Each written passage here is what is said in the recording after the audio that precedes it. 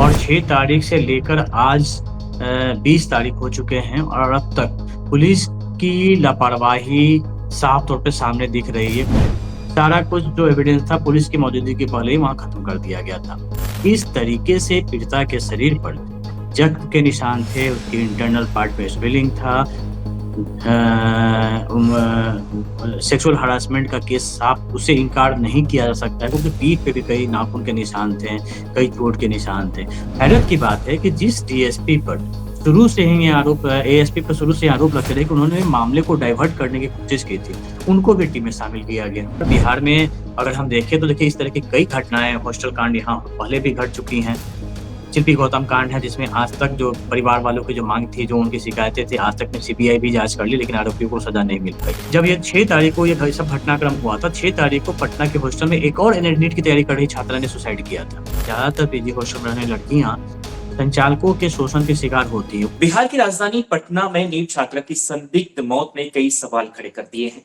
सबसे बड़े सवाल हैं बिहार के प्रशासन पर कि लगातार जिस प्रकार से महिलाओं को बिहार में इस प्रकार की प्रताड़ना सहनी पड़ रही है, उस पर क्या एक्शन लिए गए हैं लगातार इस और नीट छात्रा का जो मसला है, उसके बाद एक और छात्रा की मौत की खबर आई है सामने, वो भी संदिग्ध परिस्थितियों में उसकी भी मौत सामने आई है, उसकी खबर सामने है, जिसके बाद लगातार सवाल उठ रहे हैं कि बिहार में एक के बाद एक इस तरह के मामले सामने आना, क्यों प्रशासन अलर्ट नहीं हो रहा है, क्यों इन मामलों को रोका क्यों नहीं जा रहा है? तो इस पे बातचीत करने के लिए मेरे साथ वरिष्ठ पत्रकार हैं अमिताभ कुमार जी और उनसे जानेंगे कि इस पूरे मसले पर अब तक क्या प्रशासन ने कार्रवाई की है और बिहार में क्या कुछ चल रहा है? तो बहुत-बहुत स्वागत है सर आपका।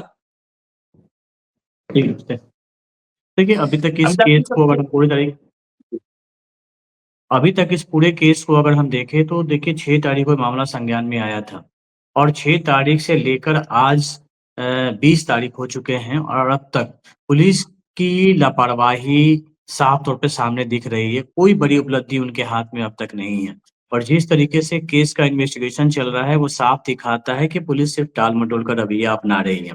देखिए शुरू से हम इस पूरे घटनाक्रम में जाते हैं तो एक टाइमलाइन अगर हम देखें तो जो वो टाइमलाइन काफ़ी इम्पोर्टेंट है कि लापरवाही किस कदर तक बढ़ती गई थी।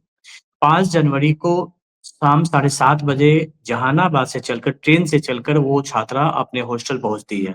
हॉस्टल में उसकी एंट्री के सीसीटीवी फुटेज हैं, वो अपने कमरे में जाती है और उसके बाद 2 बार वो अपने कमरे से निकलती है कुछ-कुछ सामान लाने के लिए वो अपने हॉस्टल से बाहर लेकिन फिर वो तुरंत वापस वो आ जाती है।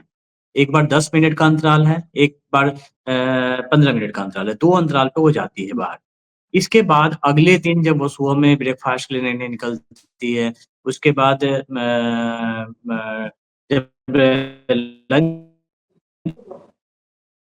के लिए वो शासन का कहना है जो उनका बयान जो था, उनका कहना था कि उसके बाद जब उनका दरवाज़ा नॉक किया गया, चूँकि वो सिंगल रूम में रहती थी। दरवाज़ा नॉक किया, दरवाज़ा अंदर से बंद था, उसका दरवाज़ा तोड़ा गया, अंदर देखा गया तो वो बिल्कुल बदहवास स्थिति में पड़ी हुई थी और उसके बाद नींद की गोलियाँ बिखरी हुई थी और उसके बाद उसे लेकर बगल में ही एक सहज हॉस्पिटल है, जो डॉक्टर शाहजानंद का है, जो पहले आईएमए के नेशनल प्रेसिडेंट भी रह चुके हैं। उनके यहाँ ले जाया जाता है, उन्होंने प्राथमिक उपचार किया और उसके बाद उन्होंने कहा कि ये पॉइज़न केस है, इसे बड़े हॉस्पिटल में ले जाइए।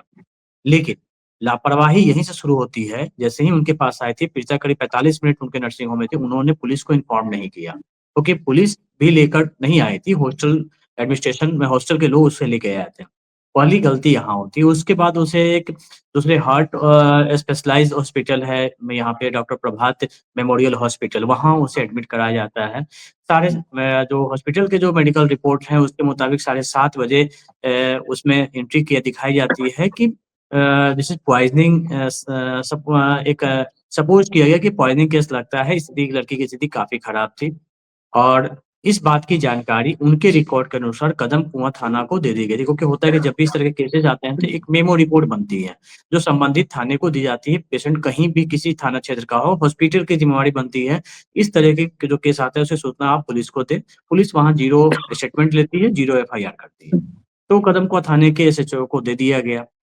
उसके जी। बाद 7 तारीख को ये घटना हॉस्पिटल में उसका इलाज चला, 8 को चला, इस बीच 6 तारीख की रात में ही परिजनों को सूचना दी जाती है कि तबीयत खराब है बेटी की। वो जब हॉस्पिटल पहुँचते हैं तो उन्हें हॉस्पिटल में देखते हैं कि उनकी बेटी का इलाज चल रहा है आईसीयू में। 7 तारीख को जब वो उसकी माँ उसके पास जाने की कोशिश करती है, तो केवल माँ को देख के वो जी, छात्रा जो है रोती है। माँ ने पूछा कि कुछ गलत हुआ है? तो वो सिर हिलाते कि हाँ। लेकिन उसके बाद वहाँ के जो स्टाफ थे इन परिजनों को आईसीयू से बाहर कर देते हैं। उसके बाद से नहीं जी, मिलने दिया था। उसके बाद परिजनों को शक हुआ कि नहीं यहाँ मामला कुछ गड़बड़ है। उसके बाद कई लोगों को उन लोगों ने फ़ोन किया कि ये पैरवी कर रहे थे कि इस हॉस्पिटल से निकाल दीजिए। हम बेटी को दूसरे हॉस्पिटल जो बड़े हॉस्पिटल मेदांता हॉस्पिटल है वहाँ ले जाना चाहते हैं। लेकिन 8 तारीख को भी नहीं निकला गया। 8 तारीख की रात में लड़की कोमा में चली जाती है। जी, 9 तारीख को करीब में चित्रगुप्त नगर थाना प्रभारी की वहाँ एंट्री होती है। इस बीच जो हॉस्टल संचालिका हैं उन्होंने फैमिली वालों को पैसा भी ऑफ़र किया था कि इस केस को मामले को रफ़ा-दफ़ा कर दीजिए, हॉस्टल की बदनामी होगी। लेकिन परिवार वाले नहीं माने, उन्होंने पुलिस से शिकायत की। 9 तारीख को चित्रगुप्त नगर की एसएचओ रोशनी कुमारी हॉस्पिटल पहुँचती हैं और उसके बाद उनकी बकझक भी होती है जो हॉस्टल संचालिका है नीलम अग्रवाल से। उसके बाद वो नीलम अग्रवाल को थाना ले जाया जाता है, लेकिन थाना से ही छोड़ दिया जाता है। यानी कि 6 तारीख से लेकर 6, 7, 8, 9 की शाम में पुलिस पहुँचती है घटनास्थल यानी कि जो शंभू गर्ल्स हॉस्टल है, उसके उस कमरे में जहाँ पे कहा गया था कि दरवाज़ा तोड़ के निकाला गया है। और आप अंदाज़ा लगाइए कि इतने समय काफ़ी होते हैं वहाँ एविडेंस को खत्म करने के लिए। सारा कुछ जो एविडेंस था पुलिस की मौजूदगी के पहले ही वहाँ खत्म कर दिया गया था। पुलिस का ये कहना था कि जो दरवाज़ा तोड़ने का वीडियो है, वो वीडियो डिलीट है, डीवीआर नहीं है। अब पुलिस की जब जाँच आगे बढ़ती है तो 10 तारीख को एएसपी सदर अभिनव कुमार हैं, आईपीएस अधिकारी हैं, एसपी के तौर पे तैनात हैं यहाँ। उनका बयान जी, आता है कि ये मामला इस तरह की सूचना पुलिस को मिली थी, पुलिस वहाँ पहुँची थी तो पता चला कि लड़की जो है वो डिप्रेशन की शिकार थी। नींद की दवाइयाँ वो लेती थी और ज़्यादा मात्रा में ले ली थी जिसके चलते उसकी ये स्थिति बिगड़ी है। उन्होंने ये भी हवाला दिया कि जो हॉस्पिटल के जो गायनेकोलॉजिस्ट हैं उनसे उनका जो रिपोर्ट है उसके हिसाब से उसके यूरिन में पाए गए हैं लक्षण कि वो नींद की गोलियों का असर है। कोई सेक्सुअल हरासमेंट केस नहीं बनता है, कोई शरीर पे बॉडी में स्ट्रेच मार्क नहीं है। साथ ही जो चोट जो हाथ पर और कंधे पर था उसके बारे में उन्होंने कहा कि इसकी जाँच की जा रही है कि चोट यहाँ इसको कैसे लगी है। जी, यानी कि पहला बयान पुलिस का स्टेटमेंट रिकॉर्ड होता है 9 तारीख को। इसके बाद परिजन लगातार कह रहे थे कि गलत हुआ है उनकी बेटी के साथ। फिर उन्होंने डिस्चार्ज समरी बनाकर जो लामा कहा जाता है, एक लामा रिपोर्ट होती है, जब रेफर पेशेंट को किया जाता है तो लामा रिपोर्ट बनता है, दूसरे हॉस्पिटल में ले जाने के लिए। तो वहाँ पर जो प्रभात मेमोरियल हॉस्पिटल की तरफ से लामा रिपोर्ट दी गई, मेदांता हॉस्पिटल में शिफ्ट करने के लिए। मेदांता हॉस्पिटल ने लड़की को देखने के बाद कहा कि इसकी स्थिति काफ़ी खराब है, पहले हम चेकअप कर लेते हैं, उसके बाद कुछ बताने की स्थिति में होंगे। लेकिन अ, द 10 तारीख को शाम में करीब स्थिति खराब होती है और 11 को छात्रा की मौत हो जाती है। जिसके बाद जी, परिजनों को पुलिस पोस्टमार्टम के लिए ले जाती है बॉडी को। उसके बाद से ही परिजन लगातार अपने आरोपों को सही साबित में अपने आरोपों को बयाँ करते हैं कि किस तरीके से चोट के निशान है, पुलिस मैनिपुलेट कर रही है, पूरे एविडेंस को खत्म कर रही है, ये आरोप लगाना शुरू होता है। 11 तारीख जी, को पुलिस पोस्टमार्टम के लिए ले जाती है और पोस्टमार्टम किया जाता है। लेकिन पोस्टमार्टम करके जब बॉडी दिया जाता है परिजनों को तो परिजन उस दिन उनका जो तब तक उनके समाज के जो लोग हैं और परिचित लोग हैं पटना पहुँच चुके थे और उसके बाद 12 तारीख को डेड बॉडी रखने के बाद कारगिल चौक पर वहाँ प्रदर्शन किया जाता है और प्रदर्शन जब होता है इस दौरान वहाँ से एएसपी सदर को फिर से भेजा जाता है। हालाँकि वो इनका इलाका नहीं था, लेकिन फिर भी उन्हें एसएसपी ने भेजा वहाँ पे। वहाँ परिजनों को समझाने की कोशिश करते हैं कि देखिए मामला जितना आप समझ रहे हैं वैसा नहीं है, सुसाइडल केस है, इसमें इतना हंगामा करने की ज़रूरत नहीं है। और इस तरीके से वहाँ लेकिन परिजन मानने को तैयार थे, लाठीचार्ज होता है, लाठीचार्ज होने के बाद डेड बॉडी का क्रिमिनेशन होता है, उसके बाद परिजन जो है लौट जाते हैं। 13 तारीख को फिर एक बयान एसएसपी पटना कार्तिकेय शर्मा की तरफ से दिया जाता है। उसी बात को दोहराया जो एएसपी सदर अभिनव कुमार ने कहा था कि ये सुसाइडल केस लगता है, नींद की दवाएँ खाती थी, उसके मोबाइल के सर्च हिस्ट्री में ऐसा मिले हैं, इस तरह के एविडेंस मिले हैं और 4 पॉइंट हुँ, उन्होंने दिया कि जो एग्ज़ामिन किया गया था पारस हॉस्पिटल की महिला गायनेकोलॉजिस्ट के द्वारा। लेकिन जैसे ही इस पूरे और उन्होंने ये कहा कि जब पोस्टमार्टम रिपोर्ट आएगी, मेडिकल बोर्ड द्वारा करवाई गई है, तो पोस्टमार्टम रिपोर्ट आएगी उसके बाद हमारी जाँच आगे बढ़ेगी। लेकिन जब 14 तारीख को छोड़ दीजिए 15 तारीख को 14 तारीख को दिन भर बैठाए रखा गया परिजनों को, पोस्टमार्टम रिपोर्ट नहीं दी गई। 15 तारीख को जैसे ही पोस्टमार्टम रिपोर्ट आता है, तो सबसे पहले न्यूज़ 24 ने हम लोगों ने दिखाया उस पोस्टमार्टम रिपोर्ट को, उसमें साफ तौर पे लिखा था कि किस तरीके से पीड़िता के शरीर पर जख्म के निशान थे, उसके इंटरनल पार्ट में स्वेलिंग था। सेक्सुअल हरासमेंट का केस साफ उससे इनकार नहीं किया जा सकता है क्योंकि पीठ पे भी कई नाखून के निशान थे, कई चोट के निशान थे। तो इनसे ये बात होता है कि पुलिस की अब तक की जो थ्योरी थी बिल्कुल डिफरेंट थी, जो पोस्टमार्टम रिपोर्ट आ रही है। पोस्टमार्टम रिपोर्ट को और ज़्यादा वेरिफ़ाई करने के लिए पटना पुलिस ने कहा है कि उसे हमने एम्स को भेजा है, एम्स से उनका हम एक बार क्रॉस एग्ज़ामिनेशन कराएँगे, उसके बाद करेंगे। लेकिन एम्स में भी अभी तक वो रिपोर्ट नहीं आई है। वहाँ जो हमारे सूत्र हैं वो बता रहे थे कि जब पीएमसीएच के डॉक्टरों ने पोस्टमार्टम किया तो उनके पास एक बॉडी थी, जिसके आधार पर उन्होंने अपना विश्लेषण किया, अपने जो कमेंट 3 डॉक्टरों के पैनल ने अपना कमेंट लिखा था। लेकिन हमारे पास जो मेडिकल की जो रिपोर्ट है, हम उस आधार पे ही इसका ये फिर से इसका इसका ये जाँच जो करेंगे, चाहे जो रिपोर्ट तैयार करेंगे, इस आधार पे कर लेकिन इसमें सबसे अब मामला टिक गया डीएनए रिपोर्ट और बेसरा रिपोर्ट पे, जो प्रिज़र्व किया गया है। अब देखिए यहीं से पूरे मामले को घूमना शुरू हो गया और पटना पुलिस सवालों के घेरे में आ गई। परिवार वाले भी परेशान थे और मामले में तूल पकड़ता देख गृह मंत्री ने संज्ञान लिया और उसके बाद डीजीपी ने इस पूरे मामले के लिए एक एसआईटी का गठन किया, जिसमें पटना के ज़ोनल आईजी थे और उनके अंदर में 2 डीएसपी, 1 महिला डीएसपी, 1 पुरुष डीएसपी, 2 महिला सब इंस्पेक्टर, 1 पुरुष सब इंस्पेक्टर और इस तरह से टीम बना दी गई। लेकिन हैरत की बात है कि जिस डीएसपी पर शुरू से ही ये आरोप एएसपी पर शुरू से आरोप लगते रहे कि उन्होंने मामले को डाइवर्ट करने की कोशिश की थी, उनको भी टीम में शामिल किया गया। वो भी जाँच में एसआईटी की टीम में शामिल हैं। इसके अलावा जो महिला थाना जो चित्रकूट नगर की थाना प्रभारी हैं, जो महिला हैं रोशनी कुमारी, उनको भी केस से अलग नहीं किया गया। वो भी अभी तक अपने पद पे बनी हुई हैं। तो ये हुँ, पुलिस की जाँच में सवाल उठते रह गए हैं। आज जाँच टीम एसआईटी का गठन हुए 5 दिन बीत गए हैं। 15 तारीख को एसआईटी बनाई गई थी डीजीपी की तरफ से और आज देखिए 20 तारीख हो गई। लेकिन अभी तक अगर हम फाइंडिंग की बात करें, तो पुलिस इस पूरे मामले को उनके परिवार वालों की तरफ मोड़ रही है। जो हमारे सूत्र हुँ, बता रहे हैं कि लगातार उनके गाँव पे जाके उस लड़की के कमरे की तलाशी ली गई है, परिजनों से पूछताछ की गई है और एक रिश्ते के भाई को हिरासत में लिया गया है, जिससे पूछताछ की जा रही है। और परिवार वालों पे कोई दबाव बनाया जा रहा है कि ये मामला आपके परिवार से जुड़ा हुआ है। लेकिन हमारा एक सीधा सवाल है, लड़की के साथ कौन उसका बॉयफ्रेंड था, कौन नहीं था, उसके मोबाइल के सीडीआर में किसका नंबर आया, नहीं आया, सवाल वो नहीं है। सवाल ये है कि प 5 जनवरी को लड़की सही सलामत हॉस्टल के कमरे में जाती है और 6 तारीख को बदहाल स्थिति में उसे वहाँ से रिकवर किया जाता है। जी, तो ये तो बिल्कुल साफ़ है कि जो कुछ भी उसके साथ हुआ है, वो हॉस्टल के कमरे में हुआ है। और जो स्थितियाँ जो बनी हैं हॉस्टल कमरे में। पहली बात ये, दूसरी बात कि 6 तारीख को जब पुलिस को इन्फॉर्मेशन दे दिया गया था, मेमो रिपोर्ट दे दी गई थी, तो आखिर पुलिस ने 6, 7, 8, 9 को फिर जाकर घटनास्थल जो था वहाँ का जायज़ा क्यों लिया? उससे पहले वो क्या कर रहे थे? क्यों नहीं गए थे उससे पहले वहाँ पे? इतना समय काफ़ी होता है हॉस्टल संचालक जो मेरे सूत्र ये भी बताते हैं कि जिस एफएसएल की टीम को वहाँ बुलाया गया था, उन्होंने इस बात से इनकार किया है कि उन्हें कोई नींद की गोलियाँ वहाँ मिली हैं। हुँ, ना ही उन्हें जाँच के लिए पुलिस ने दिया है, ना ही उस कमरे से मिली थी। यही नहीं कि जो बेडशीट जिसके बारे में कहा गया था कि वो ब्लीडिंग हो रही थी लड़की की और उसके पीरियड्स चल रहे थे, इस वजह से भी स्थिति खराब हुई है। ये पुलिस का वर्शन है। लेकिन जो बेडशीट दी गई है, वो धुली हुई बेडशीट दी गई है जाँच करने के लिए। तो ये हुँ। सारे एविडेंस दिखाते हैं कि कितने लैक ऑफ एविडेंस में फॉल्स हैं और किस तरीके से पूरी इन्वेस्टिगेशन को प्रभावित किया जा रहा है।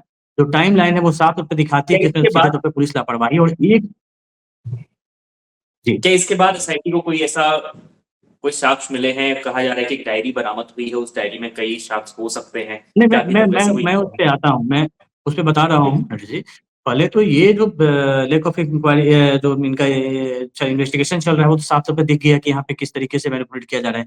एक गलती को छुपाने के लिए पुलिस लगातार गलती पर गलती, गलती पर गलती, गलती पर गलती किए जा रही है। 5 दिनों तक हॉस्टल को सील नहीं किया गया। हॉस्टल के जो मालिक थे वो उसी में हॉस्टल के 5वीं मंजिल पे रहते थे। जब दबाव बना और जब ये हुआ तब उन्हें वहाँ से गिरफ्तार किया गया और गिरफ्तार करने के बाद पूछताछ नहीं की गई। गिरफ्तार किया गया और सीधे जेल भेज दिया गया, आज तक उसे रिमांड पे नहीं लिया गया है। कल जब टीम वहाँ पे पहुँची थी वहाँ पे तो जब वहाँ पे सफाई शुरू हो रही थी तो वहाँ से शराब की बोतलें मिल रही थी जो न्यूज़ 24 के कैमरे में साफ तौर पे दिखी। वहाँ से शराब की बोतलें मिल थी यानी कि अय्याशी का अड्डा बना हुआ था। अब पुलिस इस पूरे मामले को लेकर परिवार वालों पे शक की बता रही है। डायरी बरामद हुई है। मोबाइल फ़ोन जो है उसे जाँच के लिए भेजा गया है, मोबाइल में कई चैटिंग और ये सब मिला है। वो देखिए पार्ट ऑफ इन्वेस्टिगेशन है। लड़की हर दिन की अपनी जो दिनचर्या थी वो डायरी में लिखती थी। लेकिन ये भी साफ़ है कि वो जो 2 दिन है, तो यानी कि 5 जनवरी और 6 जनवरी को वो डायरी लड़की के पास, छात्रा के पास नहीं थी, क्योंकि डायरी उसके गाँव वाले घर में कमरे में रखी हुई थी। तो उन दोनों चीज़ों 2 दिन का जो दिनचर्या है वो उसमें वो उसने नहीं लिखा था। अब उस डायरी के हिसाब से देखिए ये सब साइकोलॉजिकल एक दबाव बनाने की कोशिश होती है। कई जो बड़े केस हैं जो काफ़ी चर्चित होते हैं, उनकी जाँच को लंबा खींचने के लिए इस तरीके के एविडेंस डाले जाते हैं कि ताकि जाँच जो है ज़्यादा से ज़्यादा लंबा चले और धीरे-धीरे मामला जो है वो सुर्खियों से हट जाए। लेकिन हकीकत ये है कि घटना हॉस्टल में घटी, लैक ऑफ पुलिसिंग है, लैक ऑफ इन्वेस्टिगेशन है, वो तो आप नहीं टाइमलाइन को आप नहीं बदल सकते हैं। आप कारण जो भी दे दें कि उसका पहले के साथ किसी के प्रसंग था, वो डिप्रेशन में थी। लेकिन उसके बाद की जो परिस्थितियाँ, वो साफ तौर पे दिखाती है कि किस तरीके से पुलिस की जो इन्वेस्टिगेशन में सिर्फ़ 6 ही छेद हैं। उनके जो दावे हैं उनमें 6 ही छेद हैं। आज 5 दिन बीत चुके हैं, आप उस अधिकारी को जाँच में लगाए हुए हैं जिन पे शुरू से ही मामले को रफ़ा-दफ़ा करने का आरोप लगा है। वो जाँच टीम का हिस्सा हैं। उस थानेदार पे आज तक कोई कार्रवाई नहीं हुई है, जिस थानेदार पे कई गंभीर आरोप लगे और उन्होंने 5 दिनों तक घटनास्थल पे गए 3 दिनों तक वो घटनास्थल पे गए भी नहीं। एसएसपी घटनास्थल पे 5 दिन बाद जाते हैं, वो भी जब एसआईटी का टीम गठन होता है तब जाते हैं।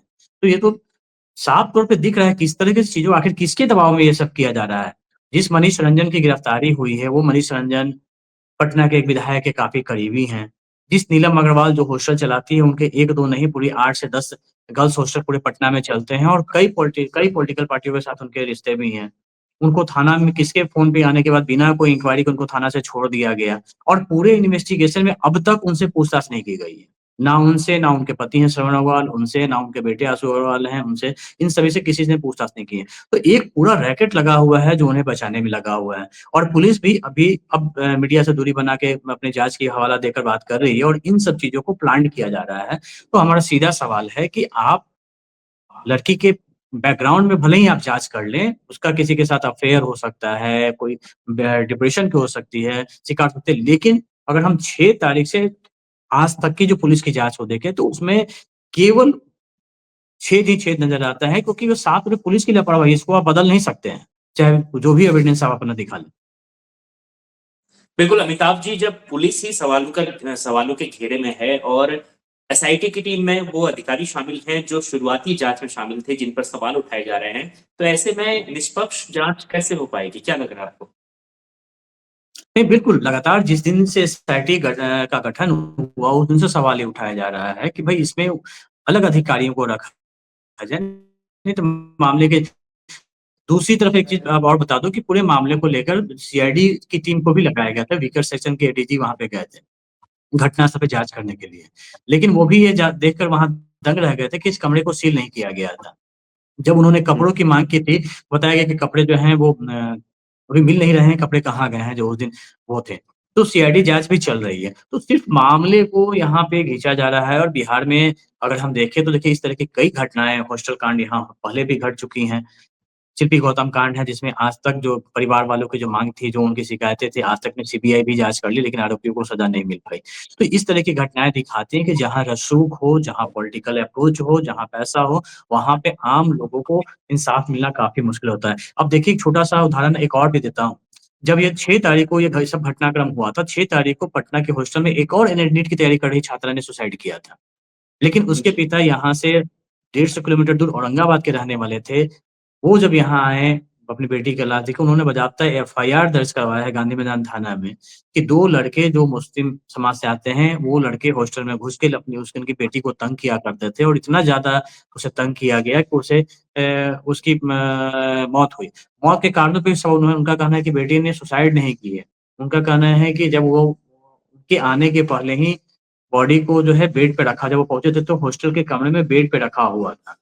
पुलिस हुँ, को भी इन्फॉर्मेशन बाद में दी गई थी। पुलिस को भी दरवाज़ा तोड़ने की और कहानी हॉस्टल संचालक ने बताई। लेकिन जब पुलिस पहुँची थी तो जो बॉडी था वो बेड पे पड़ा हुआ था। तो हुँ, उन्होंने एफआईआर दर्ज कराया और बेटी की सजा हत्या नहीं बल्कि हत्या को हत्या का करार देते हुए एफआईआर दर्ज कराया है क्या?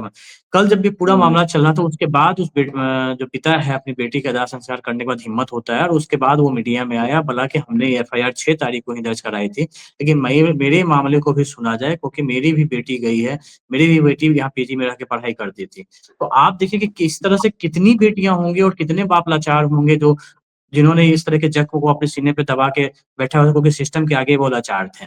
अभी तो ये 2 जी। मामला सामने आया है, लेकिन और भी न जाने कितने मामले सामने हो कि ऐसी घटना 1-2 नहीं है। कई बार सुनने में मिलता है, कुछ दिन पहले पटना के बुद्धा कॉलोनी में एक लड़की ने छत से कूद के सुसाइड कर ली थी, पीजी हॉस्टल के छत से कूद के सुसाइड कर ली थी। क्या कहानी थी? चूँकि सुसाइडल मामला था, किसी ने कंप्लेन नहीं किया, तो मामला यूडी केस बन के रह गया। तो ये हालात दिखाते हैं कि बेटियाँ सुरक्षित नहीं हैं और पीजी हॉस्टल का जो प्रचलन बढ़ा है, ये इनके लिए काफ़ी असुरक्षा का माहौल दे रहा है। आज अगर पप्पू यादव आरोप लगा रहे हैं, तो वो गलत आरोप नहीं लगा रहे हैं। क्योंकि आम तौर पे होता है कि ज़्यादातर पीजी हॉस्टल में रहने वाली लड़कियाँ संचालकों के शोषण की शिकार होती हैं। वो किस लिए होती हैं? क्योंकि वो देर रात आती-जाती हैं, अगर कोई भी आपत्तिजनक सीसीटीवी में कैद हो जाता है, तो उन्हें ब्लैकमेल किया जाता है कि भाई आप तुम्हारे गार्डियन को हम बता देंगे। लड़की छात्रा को ये डर रहता है कि अगर गार्डियन को ये बात पता चलेगा तो उनके परिवार वालों पे क्या बीतेगा? वो सीधे गाँव में यहाँ से निकाल कर गाँव में शिफ्ट कर देंगे या फिर घर लेके जाएँगे, हुँ। हॉस्टल में नहीं रहने देंगे। तो इस तरह का दबाव उन पे दिया जाता है। उन्हें टॉर्चर किया जाता है, ब्लैकमेल किया जाता है और इसके बाद नतीजा है कि इस तरह की घटनाएँ सामने आती हैं।